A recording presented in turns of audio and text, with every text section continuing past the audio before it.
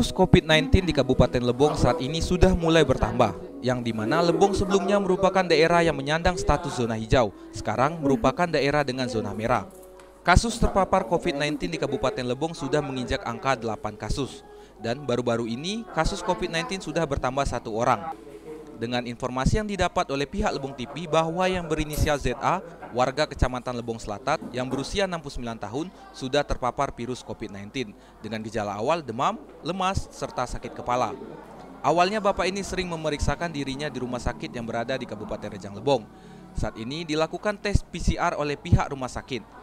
Ia terkonfirmasi positif COVID-19 dan pihak dari RSUD Rejang Lebong langsung memberikan laporan ke Dinas Kesehatan Kabupaten Lebong dan diteruskan ke Puskesmas Lebong Selatan untuk dilakukan tindakan medis kepada keluarga ZA beserta dengan warga yang berada di lingkungannya atau yang berkontak langsung dengan ZA. Saat ini ZA sudah melakukan isolasi mandiri di RSUD Rejang Lebong selama 13 hari.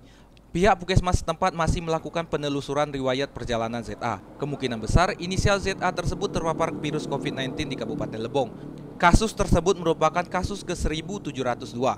Terbaru di Kabupaten Lebong, keberadaan pasien sedang diisolasi di RSUD Curup sekarang.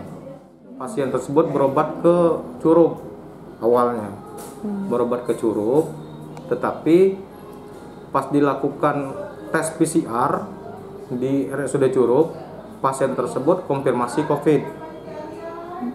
Jadi dari Curup langsung diteruskan ke Lebong untuk pelacakan kasus kontak erat dari pasien tersebut. Dari lokasi, Mita Destria, Lebong TV melaporkan.